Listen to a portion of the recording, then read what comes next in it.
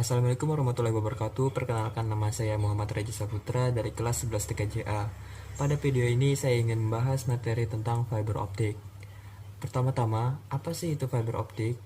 Fiber optik adalah suatu jenis kabel yang terbuat dari kaca atau plastik yang sangat halus dan digunakan sebagai media transmisi karena dapat mentransmisikan sinyal cahaya dari suatu lokasi ke lokasi lainnya dengan kecepatan tinggi.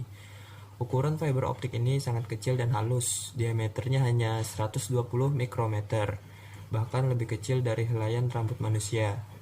Kabel fiber optik memiliki berbagai karakteristik, contohnya sebagai berikut. Pertama, beroperasi pada kecepatan tinggi atau gigabit per detik. Kedua, mampu membawa paket-paket dengan kapasitas besar. Ketiga, biaya rata-rata per not cukup mahal. Keempat, media dan ukuran konektor kecil. Kelima, kebal terhadap interferensi elektromagnetik. Dan yang keenam, jarak transmisi yang lebih jauh, yaitu 2-60 km.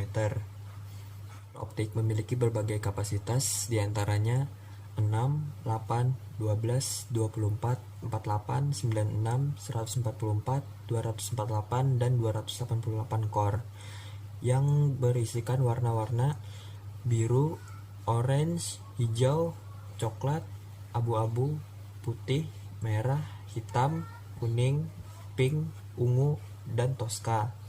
Nah, dalam kabel fiber optik dengan jumlah core yang banyak, maka core itu akan dikelompokkan dalam satu selubung atau tube.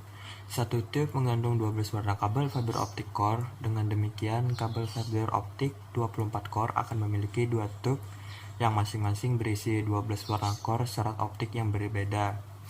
Berikut adalah tabel dari kode warna kabel fiber optik. Kabel fiber optik memiliki berbagai jenis, yaitu jenis multimode dan single mode. Pada jenis multimode memiliki berbagai karakteristik, diantaranya sebagai berikut. Laju data rendah, jarak pengiriman data pendek, masa pakai lama, sensitivitas suhu minor, biaya yang digunakan rendah atau murah.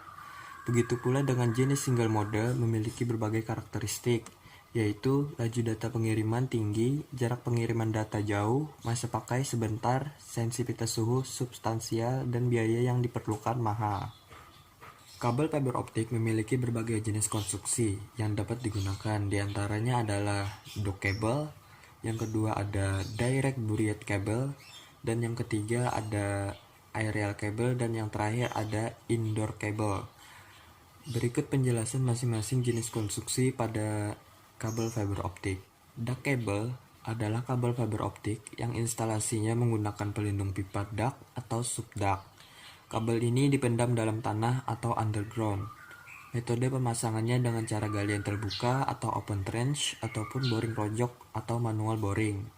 Yang kedua ada direct buried cable atau kabel tanam langsung. Merupakan kabel fiber optik yang instalasinya dipendam dalam tanah atau underground dengan metode galian terbuka atau open trench. Kabel digelar langsung tanpa menggunakan duct atau subduct. Jacketing kabel ini didesain lebih tebal daripada kabel duct. Yang ketiga ada aerial cable. Aerial cable merupakan kabel fiber optik yang instalasinya menggantung di udara atau aerial. Metode pemasangannya kabel digantung di antara tiang-tiang penyangga. Terdapat 3 jenis kabel udara, yaitu Figure 8, ADSS, dan OPGW. Dan yang terakhir ada indoor cable, kabel fiber optik yang diimplementasikan di dalam bangunan atau gedung. Berikutnya adalah jenis-jenis konektor pada kabel fiber optik dan kegunaannya masing-masing. Pertama ada FC atau fiber connector. Kabel ini digunakan untuk kabel single mode dengan akurasi yang sangat tinggi dalam menghubungkan kabel dengan transmitter maupun receiver. Yang kedua ada SC atau subscriber connector. Digunakan untuk kabel single mode dengan sistem dicabut pasang. Yang ketiga ada ST atau strike tip. Bentuknya seperti bayonet berkunci, hampir mirip dengan konektor BNC. Sangat umum digunakan baik untuk kabel multimode maupun single mode. Yang keempat adalah biconic, salah satu konektor yang kali pertama muncul dalam komunikasi fiber optik. Yang kelima ada SMA. Konektor ini merupakan pendahulu dari konektor ST yang sama-sama menggunakan penutup dan pelindung. Namun seiring dengan perkembangan ST konektor, maka konektor ini sudah tidak berkembang lagi penggunaannya. Yang keenam ada FSMA, adalah salah satu desain tertua di serut optik, namun tetap digunakan di beberapa pasar khusus. Selain aplikasi industri, ini terutama digunakan dalam teknologi medis. Yang ketujuh ada konektor FDDI MIC dan konektor SCON.